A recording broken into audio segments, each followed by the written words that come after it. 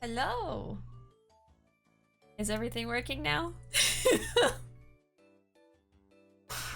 Oh, please, please. Okay, you can hear me. Can you hear the background Nintendogs music? Can you hear the sound effects? Jesus Christ. I'm like an hour late. Well, let me tell you. Yeah, beautiful, beautiful. It's music to my ears at this point. So I don't know exactly why that happened, but basically last night, my PC updated overnight. And I usually try to double check that my audio is working before I start a stream, but I just wasn't expecting anything to happen, and I forgot that I had an update last night. So I went live, and then suddenly my mic wasn't working. I couldn't hear the background music. So I tried to fix it with the usual things I know. Nothing was working. I turned off OBS, I restarted my computer, I tried to see if it was like my headphones or if it was my mic. I got the mic working, but then I couldn't hear anything from OBS, like the game, any alerts, my background music. I couldn't hear anything. Nothing was going to the desktop. So I was trying to scrambling, looking up articles on how to fix it, and one of them suggested that if you've recently had a Windows update, uninstall the update. So that was my last resort, and it was the only thing that worked. And usually that doesn't happen. I've had it happen maybe once a long time ago, a few years back, but it's been a while. So apparently that update somehow messed with specifically just OBS, because everything else was working, and just the desktop audio. So I don't know what that was about. I just am not gonna install that update, I guess. But yeah, I think it messed some with like the Windows desktop somehow, but I could hear other sources. Like Chrome and YouTube, all of that. I could hear everything else. Everything else was fine, except OBS's like sounds going to the desktop. Trying to use your monitor speakers with I messed with everything I could think of. I went to the sound settings, I messed with the headphones, I messed with if I could hear it from my speakers on my computer. Nothing. So I just felt like I had to do something to come back to y'all and get the stream going, so I just uninstalled the updates and that worked. Thank goodness. So anyway, it's fixed for now. Hopefully it doesn't try to get me to uninstall those again. I'm just gonna avoid them for now, or wait till I have time to install them and then troubleshoot. But at this point, those are trash updates to me because they prevented me from streaming. So anyway, I am so sorry for the hour wait, basically. I was scrambling that entire time trying to get back to y'all, and I'm here now. So sorry about the inconvenience, but stream should be smooth from here on out. There shouldn't be any other issues, so. I didn't even give myself a time to breathe. I was just like, I gotta get back to stream, so just let me breathe for a second. We're gonna be playing some Ace Attorney Trials and Tribulations. I have been doing pretty good with this case so far. We're in the third case of the game, and we are trying to figure out who poisoned the victim, and we are in, I think, the second day of the trial in the courtroom, so that's where we left off last time and where we'll be picking it back up today. But anyway, I hope everyone's having a wonderful Wednesday. Again, sorry about that. It's probably like the worst tech issue I've had in like a year or two. Truly, that was the worst because I could not figure it out. Took me an hour to fix it, so sorry. But I'm glad to be here. I'm glad to be back. Bishi's too powerful, had to nerf. I guess. No, God already nerfed me when they gave me anxiety, so. Oh, Cuddle also redeemed a sip. I just noticed. I will take another sip. Another sip on the house. Yes, thank you, Flame. All right, so. Are we gonna troll Bishi with sipping now? Oh no, Juju wants me to do yeehaw! Thank you. We gotta break up the sips, you know, but let's go ahead and switch over and I'll tell y'all what we're doing today. So let me get back in here. All right, so it's quiet, but that's because we are in a quiet part of the game. I am in the middle of Ace Attorney Trials and Tribulations. We are in the third trial. I have my little notebook here of all my notes for Ace Attorney, which is a lot. I think this case I have like 8 pages already or something. I have been doing really good with this case. I haven't gotten severely stuck on any of the answers yet. Hopefully I can keep that energy until the end. But anyway, we are in the second day of the trial at the courthouse, and I am trying to figure out who is the murderer. It's a poison murder, and we are just figuring out all the little details of that. So yeah, we're back, and now we can play Ace Attorney. So here we go. Trials and Tribulations is my fave of the originals. Ooh, I think I am liking it the most so far. I liked 1 and 2. I don't know if I could really say which one I like more. I just feel like with each game, I'm liking it more. And the third one definitely is shaping up to be my favorite as well. All of the cases I've really liked so far. Even the tutorial case was really cute and fun. I liked it.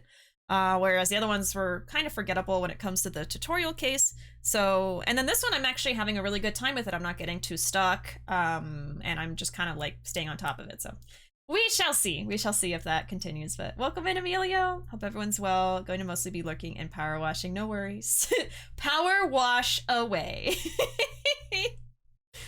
Oh, Alfred has redeemed magic worms. Let me get some magic worms here. Add these here. There we go. Oh.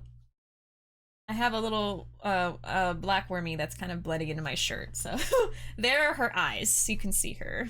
Someone called this a bug snack. Yeah, I actually had a bunch of stuff I wanted to talk with y'all about before I started playing the game, but I feel like since I'm an hour late because of the issues, I'm just gonna talk about it later.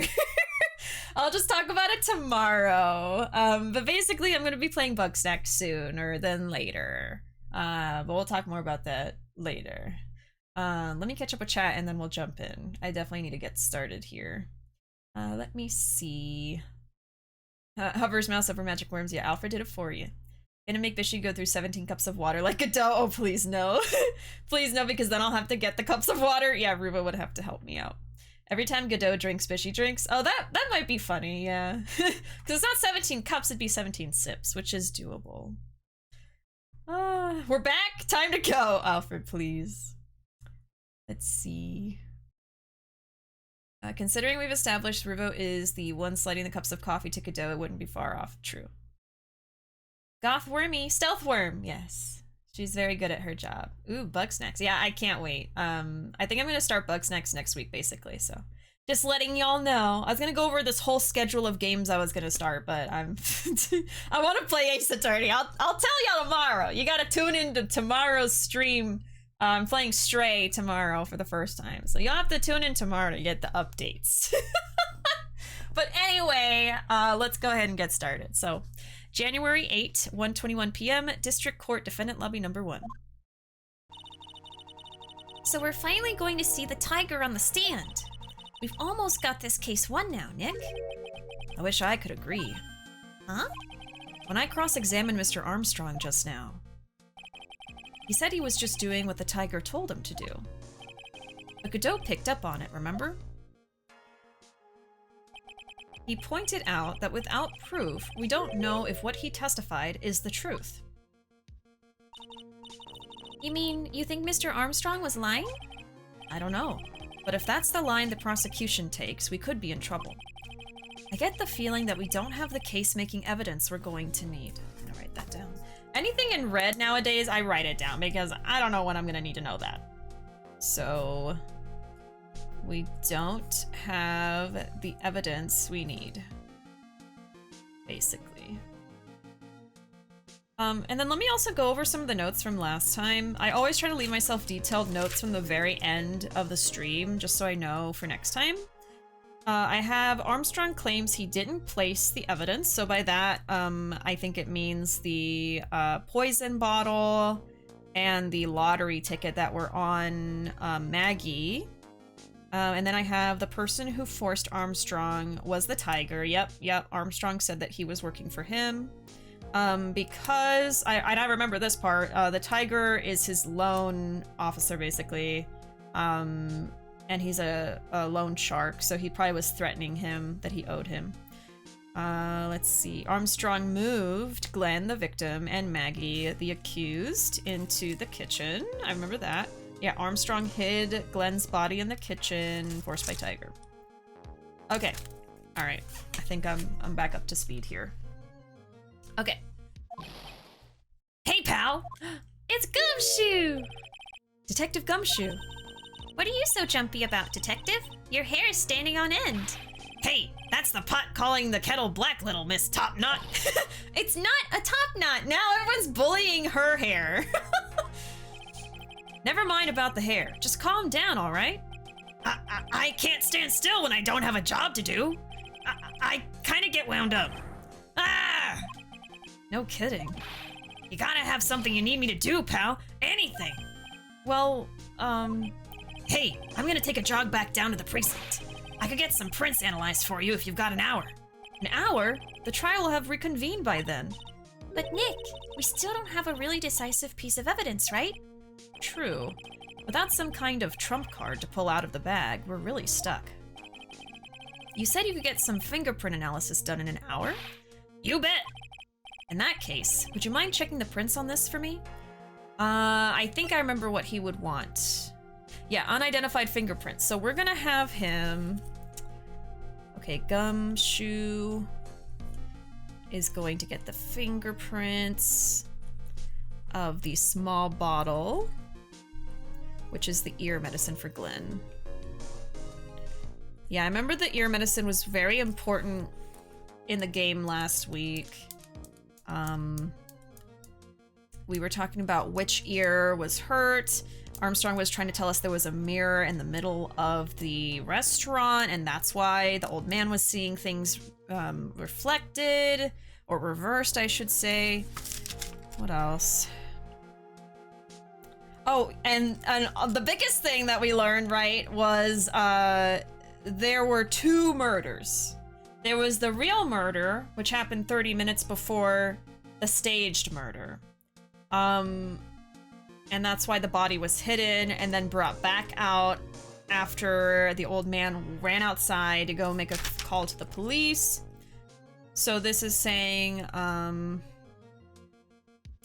we also had the lottery, which only goes off at 1:30 every Monday, I think. And then Armstrong was trying to say that they came in at like 2 p.m. or something, so that wouldn't be possible. Yeah. Okay, anyway. I will remember things as I need them, but for now, I'm gonna give this bottle over to Gumshoe. Take that bottle! If you're going back to the station anyway, could you find out whose prints are on this? Oh hey, that's the small bottle I gave back to you this morning, right? Yeah, I think it's time we solve the last mystery of who the prints on it belong to. Yeah, I guess whoever's prints are on this will tell us who planted... Or no, not planted. Who probably killed Glenn, I think. Whoever's prints this are will probably be the murderer. Sure thing, pal. Actually, that's been gnawing at me too. Small bottle given to Detective Gumshoe. Okay, I'll get this off to the lab right away. Just make sure you don't lose the case before I get back. This is pretty much the final showdown, I guess. It's time to separate the phonies from the real guys. January 8, 1:56 p.m., District Court, courtroom number 4. And then another thing is we have like multiple imposters, which is why my title is How Many Imposters Are There? Because we have a person who was a fake Phoenix, who found Maggie guilty in court. We have someone who pretended to be Maggie, which was probably the creepy girl. We also learned that she is the granddaughter of basically a mafia boss, and that the Tigre was the reason why she had an accident, which is why she looks injured, and that he owes them now. Yeah. So far I think there's 2 imposters. All right. Everything's slowly coming back to me from last time. Court will now reconvene. Mr. Godot, did you find this Furio Tigre? I even tamed him for you. It was a 3-cup job. No problem. Tamed him? The guy's name may be Furio Tigre, but come on. He's pretty lively. Be careful. He still bites. mic worked, by the way. Oh, for that? Yeah, that doesn't even mess with the mic. It's just the camera. This one? Oh, someone please do the command. Oh my god. Let me catch up here. We need a Godot sip counter. Oh my gosh. Sometimes people take it upon themselves to count, but I haven't thought about making an actual counter. I would have had to start that from the very beginning. But I didn't realize he'd be drinking so much frickin' coffee. If you weren't playing straight tomorrow, I'd make a joke about not tuning in, but because you're playing straight, I must let it be known I will absolutely be here. Thank you. It's red because it's important. Remember, kids. Let's catch this tiger. They ran out of ammo to bully Nick for his hair, so they go after Maya now. How could they? Give Gumby the bento? Oh no. I wonder if you can. I have a feeling I'm gonna get to give it to Maggie by the end of this. I bet. Don't tell me though. Bento spoilers. Gummy Man just wants to help so bad. Gumshoe is the goat though, because I already see it coming. He's gonna come in last second with the needed evidence. Yep. Among Us joke or something. Gumai Kandai is the goat. I said Gumai Kandai. No, it was Dale. It was Dale. That was the right one. Yeah, I heard about Splatoon 3. Yes, I heard about it. So many people are excited. I never got into Splatoon, but I do love, like, the design of the game. I think it's very cute. Thank you. Thank you for the clip, Ruuuvo. You had 7 seconds! Are you happy now? Okay. Very well. Please show Mr. Tigre to the stand. There he is in all his glory. Him and the tiger on his shirt have the same look. Witness. Hurrah! Ah! She's hiding under the desk again. Don't hide under the table, Maya. Unless there's room for me down there, too. Would you mind? What do you say to me? No, nothing. I didn't say nothing. Honest. Who could have guessed that fear would induce a bad Brooklyn accent in the judge? I got business to take care of, you hear me? So who the hell called me into this hole? Was it you, Spiky? No, of course not. It was the judge. He's disappeared. Your Honor? Oh dear, I seem to have dropped my pen. Where on earth could it be? I can't seem to find it. Oh my gosh. So I just remembered my captions were off. Okay, they're back now.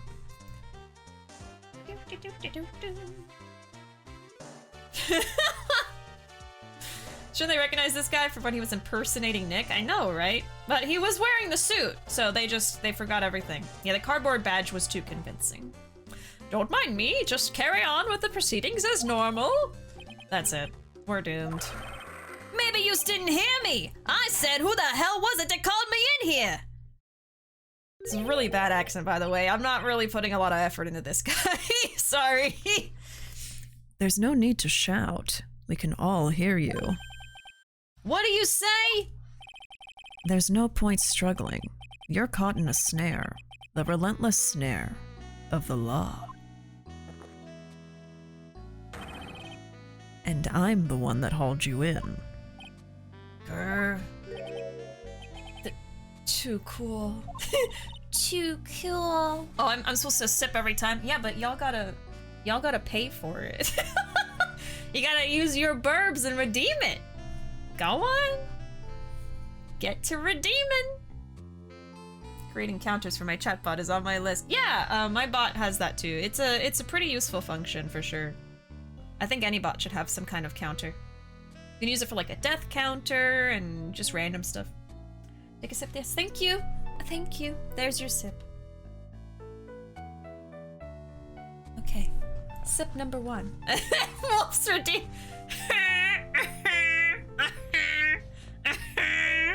There you go. Don't let him get the better of you, Nick. Let's start with the basics. How's everyone feeling about the complete turnaround between the seal laugh and the Godot ASMR sexy voice? How are we feeling? about this complete about turn. Oh no. Arkham has redeemed word ban for Nick. Okay, let me get my timer up. I feel satisfied. Cool. Alright, let me get my timer. 5 minutes starts now! Conflicted yet intrigued. Confusion. Godot, sexy seal laugh. I don't know. It's just a normal laugh in that case. I am confused. It feels wrong to call him Phoenix. I feel incomplete, right? I can't say his little nickname anymore. Does that count? Does that count? Do I need to restart it just because I said a word that had it in it? I didn't say his name, I said a word. I'll just restart it. I can already tell people will probably be like, yes, you have to. It's the law. Anyways. Let's start with the basics. You know about the incident in question, correct? Incident? I don't know nothing about no stinking incident, mask boy. You mean you didn't attend the previous trial of Maggie Bird? Maggie who? I've got more important things to do than watch courtroom dramas. Of course. Well, perhaps you could give us your testimony then. Please tell us about what you did on the day of the murder. Phoenix Wright. You's the one who set this up, didn't you? You was gonna regret the day you ruffled the tiger's fur. You hear what I'm saying? Gulp. Maybe I should have brought a diaper with me today. Get a grip, Phoenix! The tiger's alibi. It's just so funny they have the same hair. I guess they have the same taste in fashion? Is that what that would mean? Hey, Spy, welcome. Proper nouns don't count, like Scrabble. I already restarted it though. Oh, how much time is on there? Still quite a long time, okay. Judge's chair sounds a lot like judge. Interesting. I feel like the pronunciation of that word is different than the banned word. True. Why is everyone under the desk? Come on, he can't do anything here. You sure? I mean, they've been whipped in court, so I feel like they might think that anything is possible. Perhaps. Perhaps. I don't know nothing about no murder. I was tied up with business in December last year. Spent all of my time in my office. I got whales lined up to borrow cash from Tender Linda every single day. You just want to check my alibi, just ask Violetta. Ah, at last I found my pen. Very well then, Mr. Wright, your cross-examining— Ah! What is it? Please, witness, if you could refrain from shouting out like that. I know the kind of games that guy in the blue plays. That lowlife ain't no lawyer. He just punches away at stupid details till he wins. Well, is he wrong? Is he wrong? Lowlife? Me? Listen up, smarty. Every time you ask me something that doesn't relate to this case, I'm gonna bill you $50,000, and you's gonna borrow the cash from me. That's one loan contract I refuse to sign. And don't think it ain't gonna hurt when you tangle with the tiger.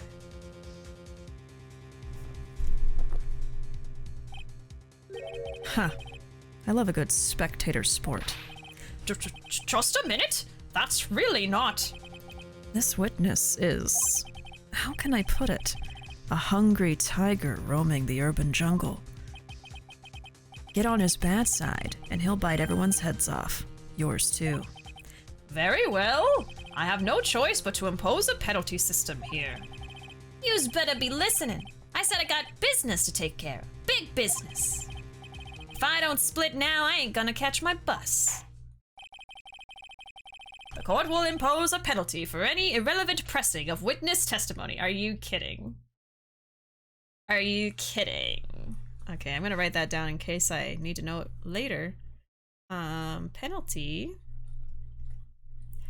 for irrelevant pressing.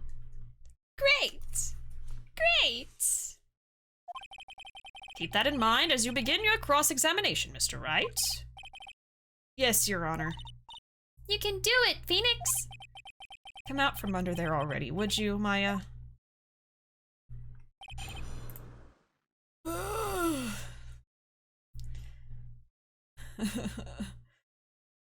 I have to give him credit. The black lapel on the red suit looks really good. Honestly, yeah. I think what it is he's wearing like a black dress shirt under just a suit jacket with no lapel on it or something. It does look good. It does look good. But he's a terrible person. The terrible guy. I can't what's the word? Compliment him. I'll just steal his look. Yep, you gotta present. Good luck. Great! Great! So I can't press on anything. I just have to present evidence. Wonderful. Let me save then. What I don't get is Phoenix doesn't have chops on the side of his face, so how did no one notice that? Oh, like the sideburns? Yep. They just don't notice things. They don't care enough about Nick to remember him, which I can say Nick now because the timer has run out. Thank you very much. I don't know nothing about no murder. I was tied up with business in December last year. Spent all of my time in the office. I got whales lined up to borrow cash from Tenderlander every single... Okay, so I don't need to do the accent here. I'm just gonna read it and... Okay, he doesn't know anything about the murder. I was busy in December. Was always in my office. I got, I guess, what, people? I got people lined up to borrow cash from me every day. Want to check my alibi? Ask Violetta. Just think. All you have to do is press him on something irrelevant and bam! $50,000! Get real, Maya. How about you pay back the money then? Your allowance should cover it. Hey, I'm no idiot, you know. Well, I'm certainly not the one who thought the $50,000 was free money. Anyway, I need to work this guy without pressing his testimony too hard. But his testimony is pretty solid as it is. I admit nothing jumps out at me as a contradiction, but I've got to find an opening somewhere, or I need to make one. I feel like I should probably just look at my evidence and see what I have. I told you, cardboard badge. How could you doubt its veracity? Veracity? Veracity? Validity? Let's see. So I have matches used for advertising, found lying in tender lender. Maybe because this would put him at the scene of the crime? We have Viola's medical papers, $1 million bill for cranial surgery. It's probably gonna be one of those two. We also have this one, found at tender lender. So it could be 3 of these. This was also found there, 4 things. Basically anything I found at his office I think I could probably use. We also have Glenn's calendar that he met with Tigre. There's actually quite a few things, but I don't know what I need right now. I was doing so well. I was doing so well in this case, and then they have to put the penalty there. Let's see. Okay. Don't know nothing about the murder. Okay. Spent all my time in my office. I guess I could present the Trespian matches to this because he says he was always just in his office, but obviously he went to the cafe. People lined up to borrow cash every day. If you want to check my alibi, ask Violetta. So let me just ask outright. I can't press anything? Or I have to press the right thing? Because it says don't press irrelevant things. So for instance, this is the one I'm thinking about presenting evidence to, so maybe if I press this one, it will turn out to be relevant? And I could get some more information? Or do I have to just present evidence and that's my only option? I'm scared now. Does Nick not pay Maya? Isn't she an employee? No, she just helps out. Yeah, she just hangs around. Adopted part-time burger enthusiast and full-time gremlin. It seemed like it was only if it was irrelevant, right? That's what I thought. Like, if I pressed this is pretty irrelevant. He's just saying he doesn't know anything about the murder. There's nothing there. But say I do it to this one, you know, I'll just save again. I'm just gonna press and see what happens. Yeah, I just saved it. You've got a point! Okay, let's see. Are you sure about that? We're talking about 1 month ago, you know. You see these teeth? That's how sharp my secretary is. Sharp? Is he talking about Viola Cadaverini? She writes everything in my scheduler. December, mainly in the office. That's what it says, so that's where I was. That seems like a rather sketchy schedule. There he goes again. What the Tigre did all December isn't the issue. What's important is what he was doing on the day of the murder. So now what? Oh, I see. So I can press, but if I push harder on something that's irrelevant, then what's important is what he was doing on the day of the murder. Now what?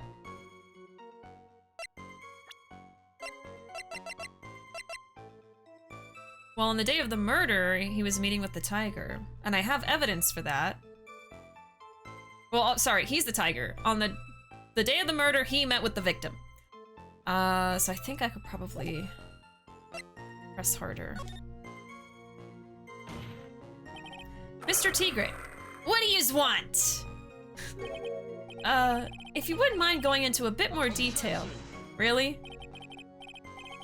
This is a dead end, Trite, and you know it. Remember the rules. It's not. It's not a dead end. No, it's essential that we establish the witness's alibi accurately. I agree. The victim was killed on December 3rd. Were you in the office that day too? Maybe yous ain't listening. Of course I was. I never set foot outside. I had meetings all day with a bunch of cats wanting to do business with me. I ain't never seen that young kid before. I do believe the witness's last statement was important. Mr. Godot, if you could please. Mr. Tigre, the court asks you to add that last sentence to your testimony. Don't let an animal beat you. Be a man, Your Honor, and ask him yourself. Okay, no, that was important. That's what I wanted to establish. The day you was talking about, I was in the office too. I never saw that kid before. Okay, so I'm going to present the calendar that I have. Okay. Mr. Tigre, you claim you didn't know Mr. Glenn Elg, but it appears that Mr. Elg knew you. What? Mr. Elg left this little note on his calendar. Meet with the Tigre. And the date? December 3rd. December 3rd? That's the day of the murder. So, Mr. Tigre, I submit that you did indeed know one Mr. Glenn Elg, because on the very day of the incident, you met with him. From behind, he looks the same as Phoenix. Not bad! He's actually not bad. Sorry? I was just messing with you to see how good you were. Did you hear that, Nick? He said you're not bad. That's one compliment I can do without. Plus, he's lying through his teeth. Witness, please remember that you're under oath. Lies will not be tolerated. You was calling me a liar? Is that what you're doing? Ruuuvo. Not the Ruuuvo. So you're saying that your claim to have never seen that kid before is the truth? I said I'm dead serious. You's better believe that's the truth. Huh. Then I'd say that gives me time to enjoy another cup of pure black magic. That is, while you testify for the court again, Mr. Tigre. Oh, yes. Would you mind indulging the court, witness? You never actually met the victim? That's got to be a lie right there. It's time I nailed this guy. All right. The victim. He didn't sip, he just held the cup. He just held it. I ain't no liar. I never met Glenn Elg. There was some lame guy with that name, though. Wanted to borrow cash from me. I set up a meeting with the guy at my office, Tender Linda. I waited around for him, but he ain't ever showed. I ain't never even been to that Trespian joint, you's hear? That's the contradiction there. I can use the matches. Alright, I got it. I see. That all seems perfectly logical. You had arranged to meet with the victim, but he didn't show up. I've heard it's pretty hard to keep appointments when you're dead. Very well, you may begin your cross-examination, Mr. Wright. Yes, Your Honor. Didn't I tell you I got a big deal going down today? I ain't gonna make my bus now. Gonna have to take the express train. That bill's going straight to you, right? Urgh. Not if you go to jail. The judge's chair is the real MVP. Did we talk about how Glenelg is a palindrome? Yep. I think when he first got introduced, I noticed it. I was like, wait a second. I was wondering what the joke was there. Alright. Never met Glenelg. Some lame guy with that name wanted to borrow cash from me. Set up a meeting with the guy at my office. Waited around, but he never showed. I've never even been to Trust Bien. Save again. I feel like I already can put the evidence on here, but I am gonna press just to see what happens. Never? Not even once? Not even once! I was in my office the day that went down. I didn't put no poison in no kid's coffee, capiche? Do you think he really didn't meet Glenelg? Not likely. Because I'm convinced this guy is behind the whole thing. So you mean that whole testimony he just gave was a lie? Of course. So we can't afford to give him time to think of ways to plug the leaks in it. I've got to nail him while I still can. Okay, so... let's do it! Mr. Tigre, is there something you would like to tell the court about these matches? Matches? What are you talking about? We found them in your office at Tender Lender. They're from that restaurant. What? If you've really never been to Bien before, what was a book of the restaurant's matches doing on your desk? You been snooping around in my stuff too now, wise guy? What are you, my ball and chain? Ain't no broad controlling me. Order, order! Well, witness, I think it's time you started telling us the truth, don't you? Brah! Sorry, I'm terribly sorry, forgive me! I ain't no pussycat! I don't go back on what I said! Jesus. But okay, I was at the joint that day. What? But listen good, alright? I might have been there, but I still never met that kid. Well, well. Looks like an order just came in for another testimony. I'm this close to proving it was him. He did meet Glenelg that day, and he did put poison in his coffee. He must have. Okay, at Bien.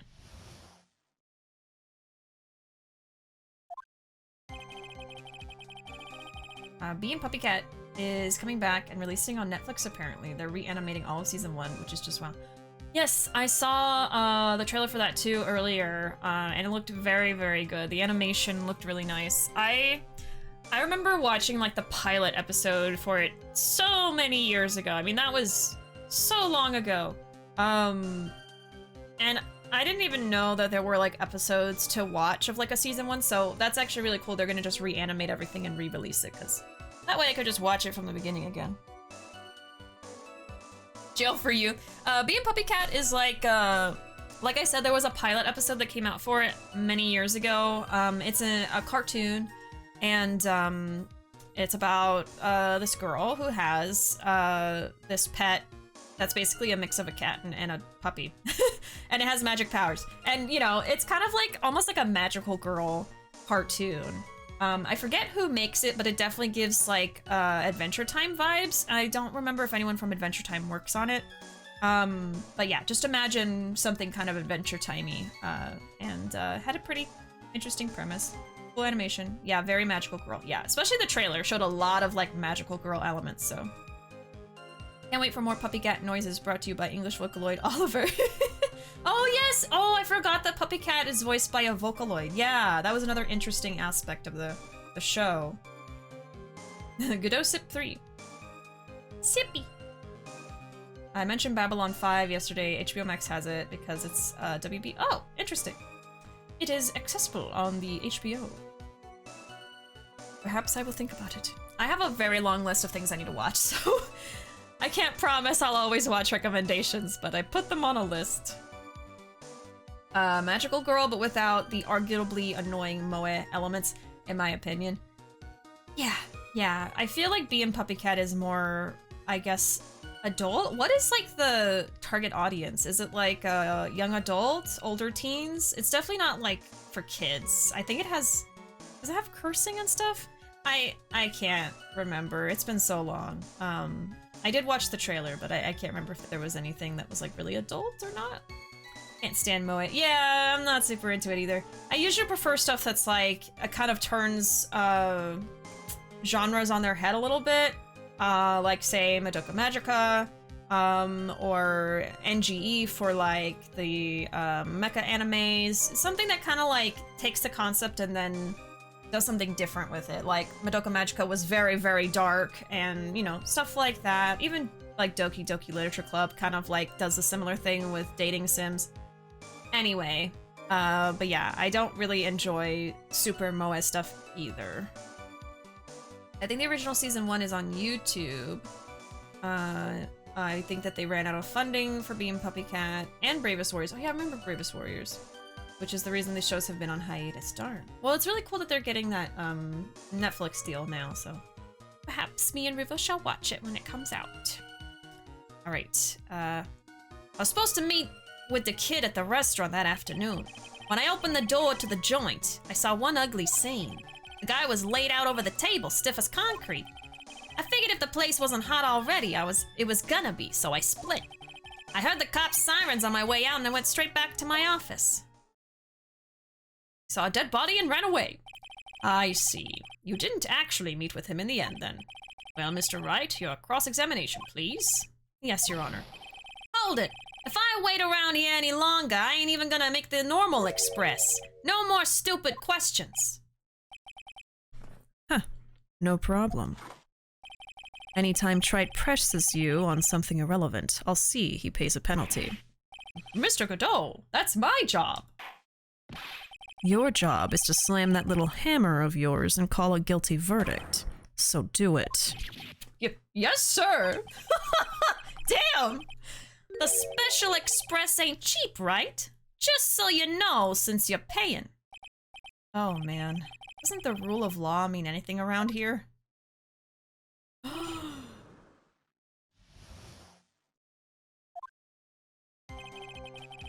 was supposed to meet with the kid at the restaurant that afternoon. When I opened the door, I saw one ugly scene. The guy was laid out over the table, dead. I figured if it wasn't hot already, it was going to be, so I split, which he's talking about the cops. I heard the sirens on my way out and went straight back to my office. Well, Nick, what do you think? He's running out of ways to avoid the truth. I need to press him fast before he has time to think things through. I've got to come right back at him with a contradiction. Be careful what you press him on, though, or you'll get penalized, okay? I haven't got one so far. I'm gonna save again. There's only so many times I can see cute girl does X without saying, why am I still watching this? Yeah.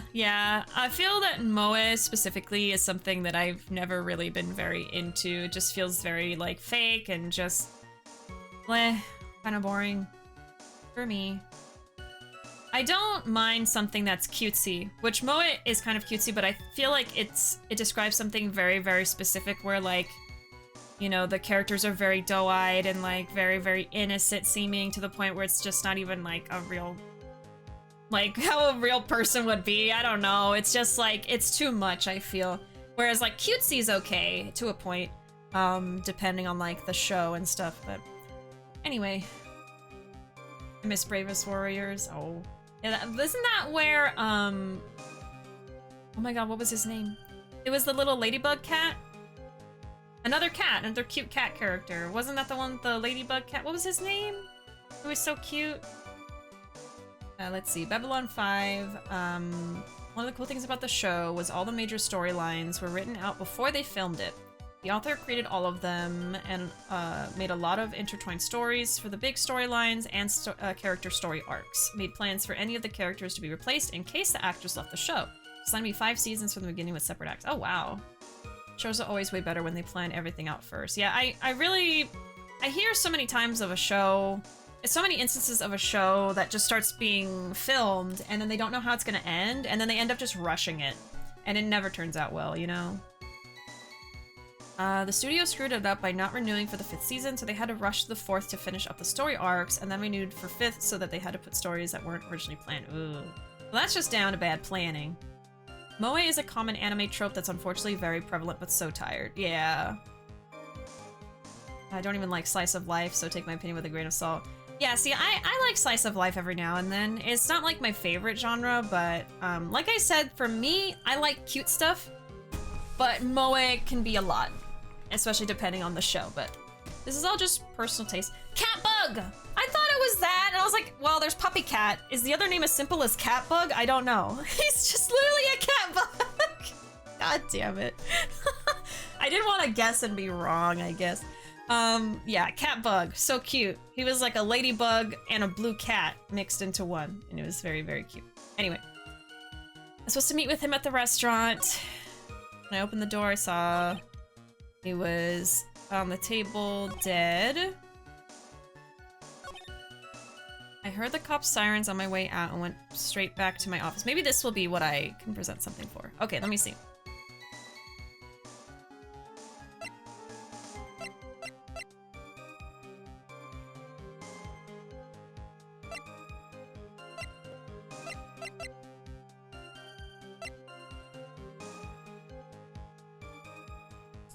So maybe I could use this and show that he didn't just like open the door, look, and then leave.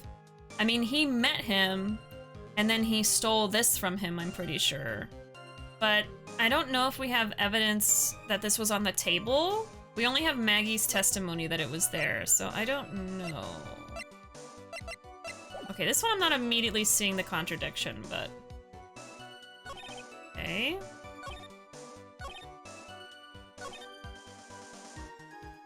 Supposed to meet with him at the restaurant that afternoon.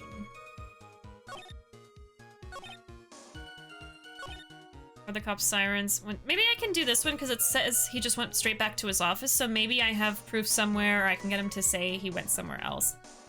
I don't know. Let me try this one.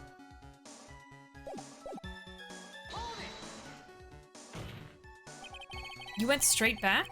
Did a bout of guilt suddenly hit you for what you did? What are you trying to say? You trying to tell me you ain't never been guilty of nothing? We all have our crosses to bear. We all have to swallow the dark secrets we hide. Like this. The courtroom's not exactly the place to talk about dark secrets, is it? It seems you've done it again, Mr. Wright. Uh-oh. Another irrelevant line of questioning. I must impose a penalty accordingly. Oh, great. No, thank you. I will not be accepting that. The Godot chug never happened. I erased it from history. But I sipped anyway. Guy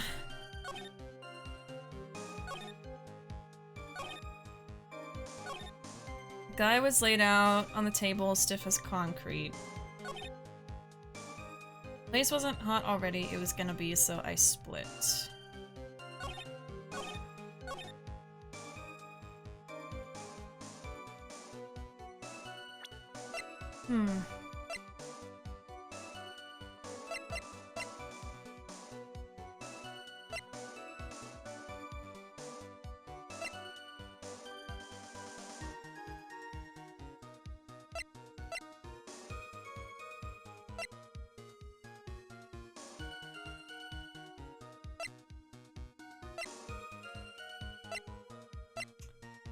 I feel like it's gonna be a CD, but I don't have something necessarily to present it to, but I feel like there's gonna be like an opening that I'm gonna create to react with the CD to.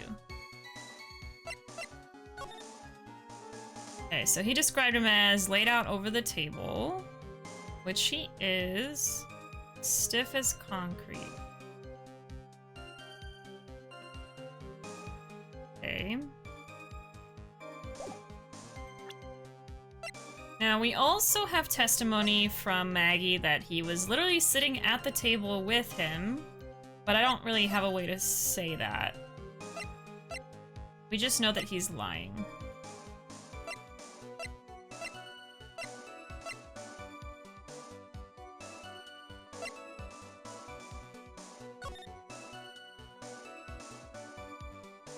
Hmm.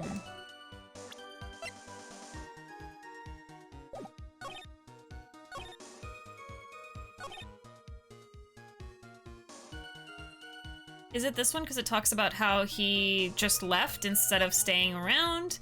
Because this one is about what he saw. He saw the guy dead. Opened the door, I saw an ugly scene. So, not really sure. At least you saw new dialogue, even though you failed. That's something I appreciate about the games. They can even make messing up funny. True, yeah, I do appreciate that. It's not just like, you're wrong, moving on. It's like a little bit of dialogue. Yeah, this one I'm a little unsure about which one I should be pressing on. Which one's the most relevant? So this one's irrelevant. It's gonna be so I left. Maybe this one. It talks about what he saw. Everything is kind of relating to that statement. Unless it's this one, but I don't think so. This one just says he's gonna meet him at the restaurant. He opened the door. He saw this concrete statement that also says concrete. And then he talks about leaving and he talks about leaving. So I think it's gonna be this one. Let's try that. You mean you saw Glen Elg's dead body? I guess I did, but I only saw him from behind. He was wearing some raggy bit of cloth he called a hat. What time was this? I don't know. Huh? You know what winds me up more than anything else in the world? Watches. Round watches. I ain't gonna pollute my paws with some ticking henpecker. What? Out of interest, Mr. Tigre, what winds you up the second most? Huh? What do you think? Square watches. Is this guy for real? Look, all I needed to know was that something bad was going down in that place. So I didn't get a penalty, I guess because it was relevant. But it didn't give me anything. And he didn't give me a time. There's nothing for me to really say anything about. Interesting. I guess let me press this one. So you didn't actually set foot inside the restaurant then? The Tigre is a busy cat. I don't hang around for no one. I ain't got time to be caught up in no murder investigation. So, when exactly did you pick up the matches? There are matches just inside the front door. Our detective friend wound up in trouble with the chef after taking 5 books home. Poor Gumshoe. It's almost enough to make a man cry. Okay, once again, I didn't get a penalty, but he didn't give me anything. And then this one's irrelevant. So maybe he's not gonna give me anything new to work on and I just have to see the contradiction as is. Unless I press on this one, but he might say that it's irrelevant. I'm gonna press because I'm a little bit not sure about what to do. What about triangular watches? He hates those third most. Just keep going down the list, any shape. It's less and less, to the point where he's just like, I just don't like it. He's less and less pissed about every shape. I have no idea what henpecker is supposed to mean. Yeah, I was supposed to meet with him. So the meeting wasn't due to take place at Tender Lender at all? The kid was making a fuss about coming into the office. It's always that way when I want to talk about repayments. Even though I got the best punching bag you ever seen if there are any issues. Maybe it's because of the punching bag that people are scared to come? So that's why you decided to meet at Trespien. Huh.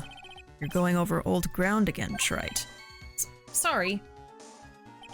You just earned yourself a penalty. Now suck it down. Hello?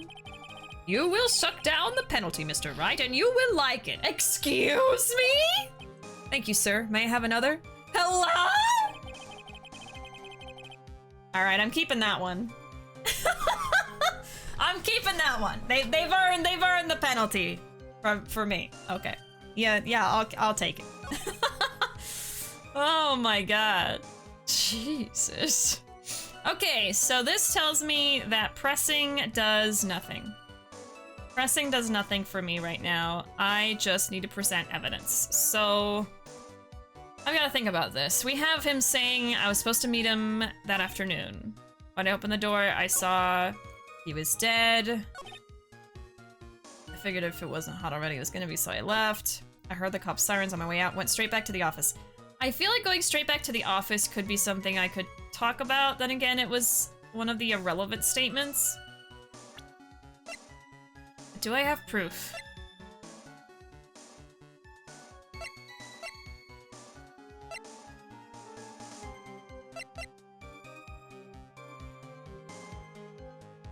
Maybe I can present the CD.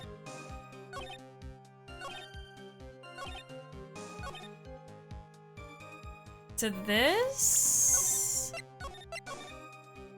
This one I'm definitely not sure about. I'm just gonna try some different things. No, no. I didn't really think so. I'm kind of doing shots in the dark right now.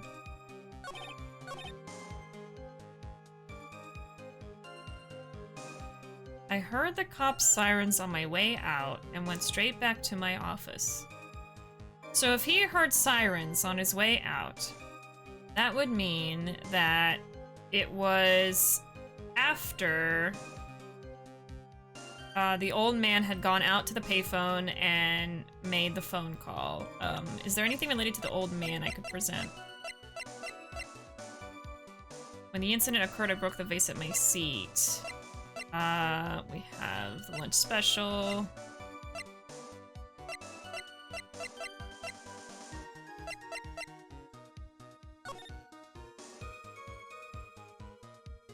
Oh, maybe I could say that from the door, you cannot see the murder victim. He would have to be at least towards the middle of the room. Okay, I think that's gonna be it. All right, all right. So, when I open the door, okay, so he is claiming he didn't go in there, but he obviously did. So I think that's gonna be it. Okay, hold on. Let me see if this works. So the floor plan. I got it! I got it! Oh my god. You're something of a loan collecting pro, aren't you, Mr. Tigre? No one escapes the Tiger's clutches. Well, I'm something of a lie detecting pro. And no one escapes the Phoenix's clutches. I think it's time we got something straight. What's this trite? A new line of irrelevant questioning? These are the floor plans of the crime scene. You say you were standing at the entrance, Mr. Tigre. From there, your field of vision would have covered an area something like this. You know what's funny? I actually forgot that that's the entrance. I know that's the symbol for a door. I forgot, and I thought that the little rectangle below it was the door, but even then, you wouldn't be able to see it. So yeah, very obvious you cannot see anything from the entrance. Okay. Yeah. Indeed, the witness would have had a clear view of the victim's seat. Isn't that what I just said? I saw the back of the kid's head. Unfortunately for you, that is not possible. If the court would think back, you'll remember that between each of the tables is a tall partition. Why, that's true. Now look at the plans again. The truth is painfully obvious. From the entrance, the field of vision of any customer walking in ends here.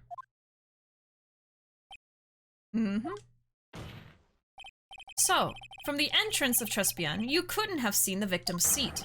But you did see the victim that day because you met with him. Wrong. Have you forgotten the old man's testimony yesterday? The victim was alone at his table. But the defense just proved that point to be moot. The victim witnessed by Mr. Kudo was not Glenn Elg, but a fake. What? In order to have Mr. Kudo falsely testify, the real killer posed as the victim he had just killed and acted out a charade. That will do. This trial has gone on long enough without the obvious question being answered. Who exactly was this real killer who impersonated the victim?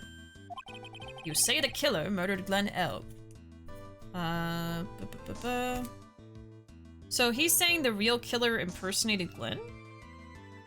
Let's put 2 impersonated Glenn. So yeah, there's 3 imposters. There's imposter for Phoenix, there's the imposter for Glenn, and the imposter for Maggie. Oh my god.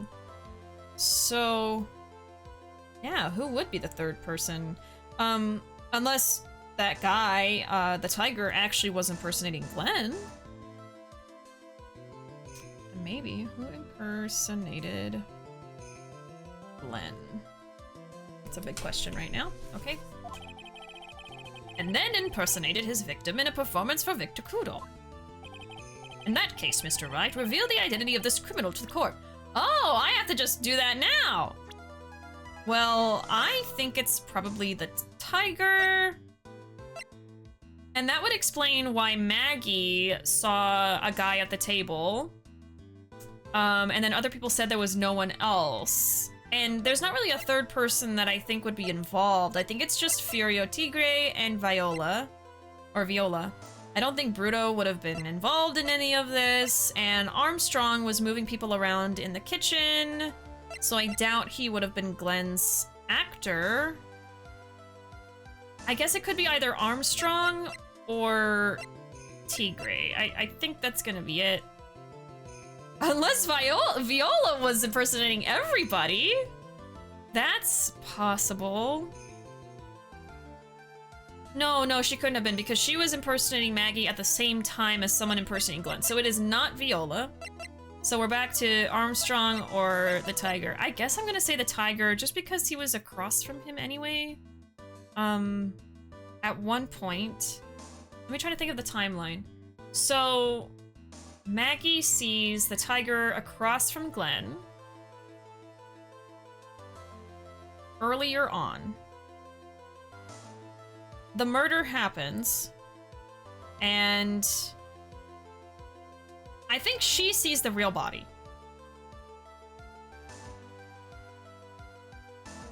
I think she sees the real body dead, and, you know, the Tigre is hiding somewhere. And then she faints. And then, this is all before the old man comes in. Something like that. Anyway, I think it's gonna be the Tigre. Obviously, the killer is Furio Tigre. No one else could have done it. Oh, what? Well, witness. Do another save here. Just in case. Now that's cute. You think you can pin this on the Tigre? Maybe you don't understand. The Tigre is king of the jungle. Thought it was lions. So I dares you to say it again. Come on, you got the guts? You can't threaten me, Mr. Tigre. It's the defense. Go ahead and tell the witness, Mr. Wright. Mr. Wright? Sounds to me like it must be you, old man. You got guts, I'll give you that. Mr. Wright, do not leave me to handle this alone. I'm scared. Perhaps I can end this embarrassment. Mr. Godot. Let's just go back over Mr. Kudo's testimony one more time. The old man didn't see just the victim. Oh, no. The serving girl brought him a Javachino, but she put something in it. There's no question about it. She very conspicuously put some white powder in there. Was the victim he saw the real victim or not? That doesn't matter. The fact remains, he saw the accused put the poison into the coffee. But it was an imposter. It was an imposter. Yes, it was the waitress who poisoned the coffee. Very impressive, Mr. Godot. Waiting for my absence to launch your attack. Huh. Found your pen at last, Trite. It was in my pocket. But anyway, Mr. Kudo witnessed 2 people that day. He saw the victim, the supposed Mr. Glenelg, and the waitress from behind. Yeah, so Glenn saw... No, not Glenn. Kudo. Kudo saw a fake Glenn and waitress. Okay. Yes. Yes, your point, Mr. Wright. I think the conclusion is obvious. If this Glen L was really the killer in disguise, then surely it's possible the waitress was also part of the show. What? You mean the waitress was an imposter as well? The defendant, Miss Bird, fell unconscious immediately after the incident. And someone used her fainting to hatch an elaborate plan to pin the murder on her. Who on earth was it? Who was this waitress that Mr. Kudo witnessed? Oh, good, I already have this. Who is this woman? Her name is Viola Cadaverini. She's an employee of Tender Lender. You're making a big mistake. Do you know who Violeta's grandfather is? You better be going home in an armored truck tonight, if you know what I mean. Stop shaking, Nick. Where was I? Yes, the defendant, Miss Bird, has stated the following. He's gonna get killed. Well, when I took the coffee over to the victim's table, it's true there was another customer in the restaurant. Yeah, right, she saw another customer, but it wasn't Kudo. Okay, so Maggie saw another customer. But she was Viola. I forgot about that. So she directly stated it was Viola, because we can piece that together.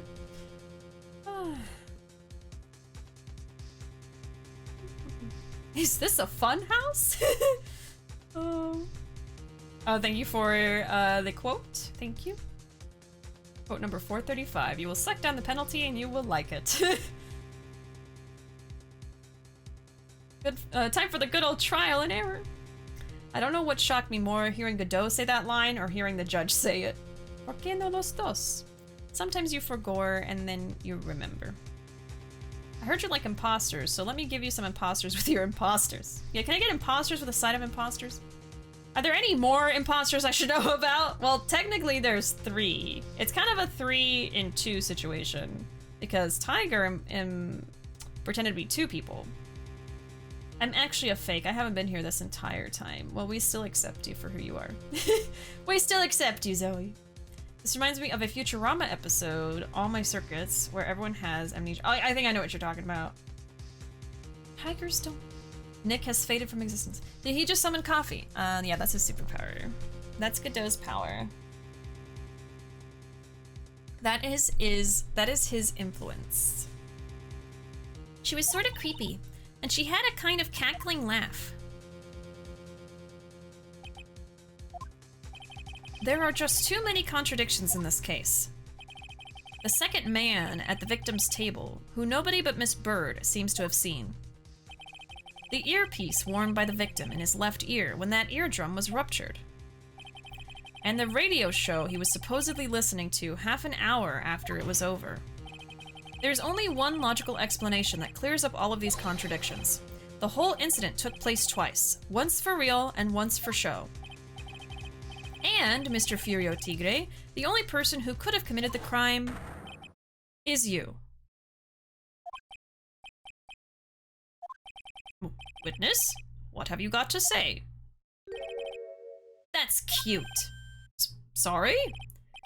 You're alright. I could do with a guy like you around. What do you mean? Okay, I'm in on this game. I'm gonna have to charter a jet to get me to my meeting now, but I'm gonna give you one more thing to think about before I go. Something to think about? You got it all wrapped up nice, huh, right? But you're missing out one real important thing. But that can't be. I was in the joint that day, and I met that kid too. But I couldn't have poisoned him, you hear? What? Do you really expect us to believe you now, Mr. Tigre? Huh. What a troublemaker. Yeah, you like troublemakers, Godot? Huh? Troublemaker? Looks like we're going to need another one for the road.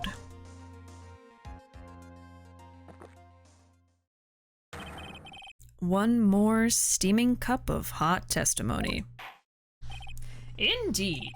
Witness, you will explain yourself to the court. I will give you one more chance to testify. What happened that day at Trespian between yourself and the victim? All right, one more. Ties to the victim. Alright. Imagine being able to summon your favorite drink. I would love to be able to summon chalky milk.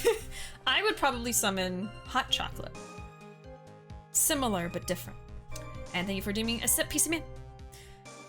Yeah, I loaned El Cash about $100,000. 100,000, eh?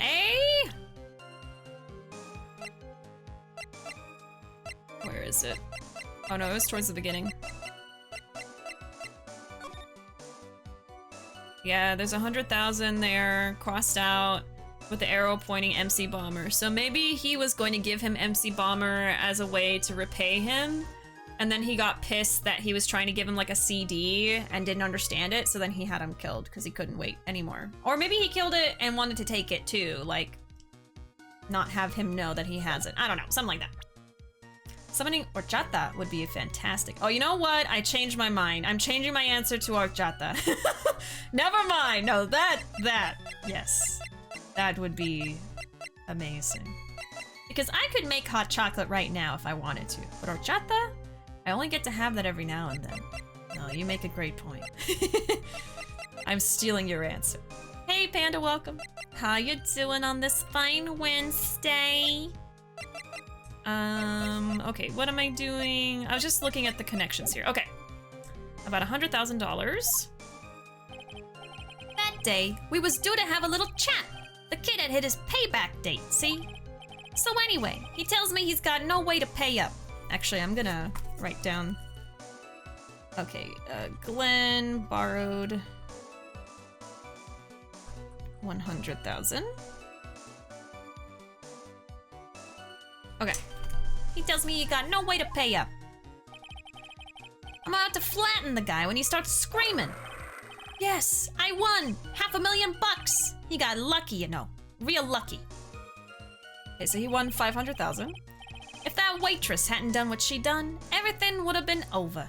Okay, so I think what happened was he saw that Glenn won 500,000. And so he tried to steal his lottery ticket and the CD he was gonna pay him with, and get basically $600,000 out of him by killing him. Okay, that's probably what happened. Something like that. Now, I see that the principal amount you loaned to Mr. Elg was $50,000. Yeah, well, you got the VIG to take into account. Interest builds up fast, you know. Okay, so Glenn actually borrowed 50,000, which turned into 100,000. Okay, got it. That's faster than fast. $100,000 is twice his principal. And the repayment deadline was December 3rd, the day of the incident in question. Okay, and then loan deadline December 3rd. Murder. Yeah, he was one lucky kid. He got that $500,000 just in time. So I ain't have no reason to kill the kid. And if I ain't got no motive, you ain't got no case. Yeah, but what if you wanted to steal it all for yourself? His motive? He has to have one, but what is it? We gotta figure out his motive. I think it was to steal all the money and the CD. I think the CD is gonna be central to this. Okay. So we gotta find, Tigre's motive. Okay. Ties the victim. Okay. I would summon an expensive liquor and then sell it. Well, you're thinking, with your money eyes. You know in the cartoons when the characters get money, like dollar signs instead of eyes? That's you right now.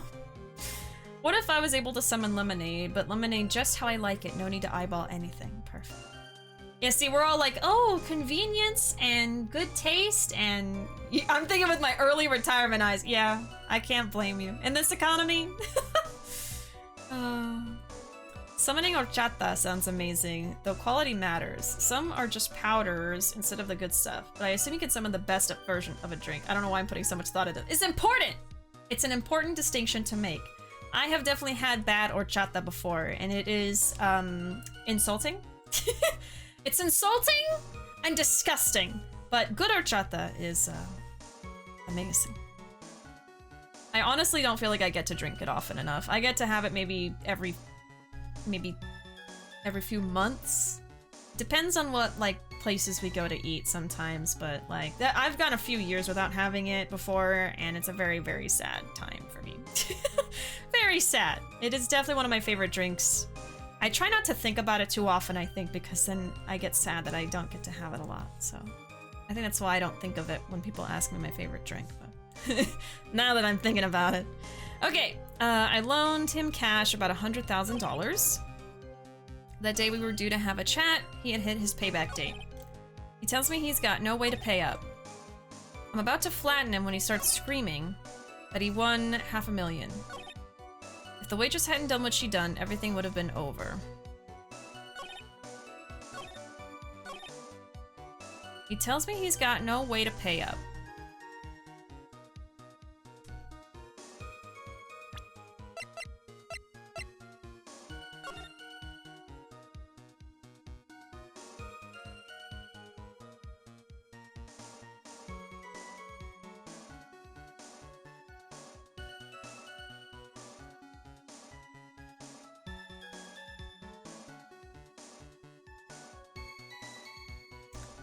I think it's gonna be that statement because this is pointing to the 100,000 he owed with MC Bomber. So basically, I think his feeling was, I'll just give him this virus and that will be worth 100,000. So I'll be out of debt. I am gonna save though, just in case.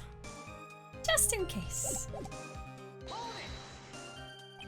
How much did he have left on his debt?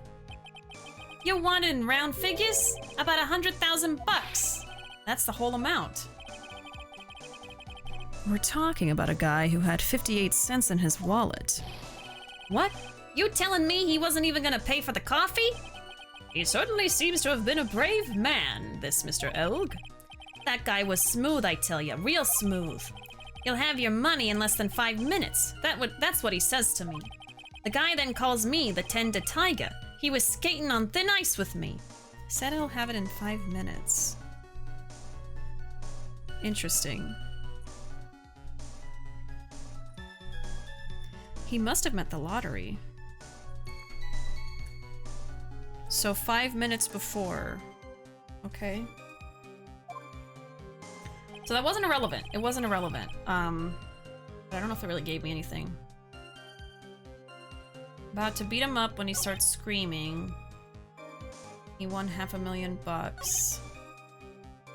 If the waitress hadn't done what she'd done, everything would have been over. I'm trying to find a motive. I loaned him about $100,000. I think this is untrue as well, but I don't think it's irrelevant. I mean, I don't think it's relevant because we kind of already went over that. Actually, he borrowed $50,000 and Tigre doubled it, so. Let's press on the waitress one. The waitress. You mean... The girl with the glasses in the defendant's chair. Who else could I mean? If she hadn't gotten in the way, things would have been bada bing bada boom over and done with. Maybe I should push a little on this. Ask about what Maggie did.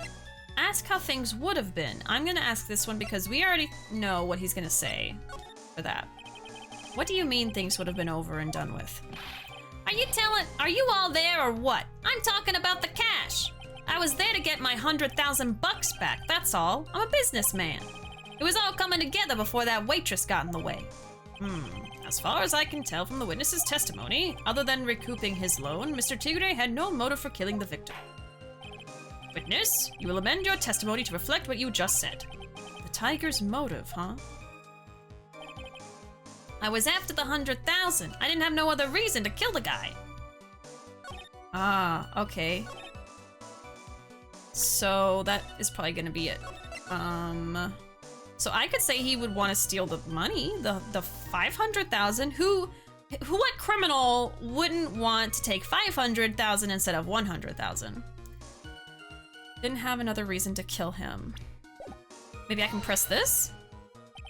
Are you saying you had no other motives that day? Yeah, so what? Then why didn't you take the lottery ticket when you left? What do you think? Because of Four Eyes over there. Because of Maggie? How about you go ask Four Eyes about that $500,000 ticket? She wanted it so bad, she poisoned Elk's coffee. A likely theory. Your word hasn't held water lately, Mr. Tigre. Let's not forget this witness was actually at the scene, Trite. The law don't exactly agree with some of the deals I send down. I couldn't be there when the cops showed up, so I split. I see. Your Honor. The witness's last few statements are worth a good 2 cups of coffee. Well, Mr. Wright, are you happy with the testimony or would you like it amended? Oh.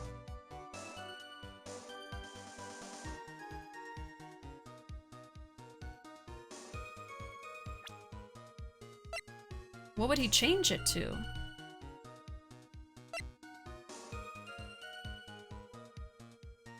Ah. $1 million bill. Payment due last year. So this is his motive. Oh my god, I forgot about that. Okay. The motive is going to be Viola's surgery cost. Okay. I have no other reason to kill him. I think I want him to amend it. I'm not going to get anywhere with the testimony as it stands. Your Honor, the defense would like the testimony amended. Very well. Witness, you will amend your testimony to reflect your recent statements, please. Okay, what is it gonna say now? Thanks to what she did, my business with the kid was over. Oh, okay, so I took it back. I think I want it back, though. Okay, my bad. I just wasn't sure what it would mean. So the Tigre was meeting Glen Elk to get his money back. If Mr. Elk had just given him the lottery ticket, that would have been the end of it. Yeah, so what's the Tigre's motive? This is the big one. If I don't manage to undermine this testimony, it's all over for us. Why would he have to poison Mr. Elk? And why did he loan him the money in the first place when he knew he couldn't repay him? Oh.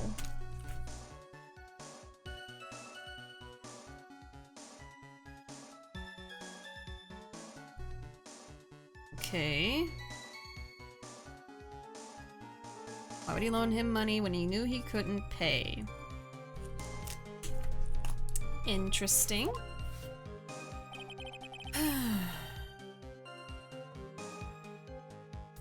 I think I am going to press on a few things. I feel like a few of the dialogue options are going to give me different amendments to the testimony, and one of them is going to be the correct one. So I'm going to save down here, and I'm going to press on this. Did he have any way of paying the loan back? The fool was a gambler.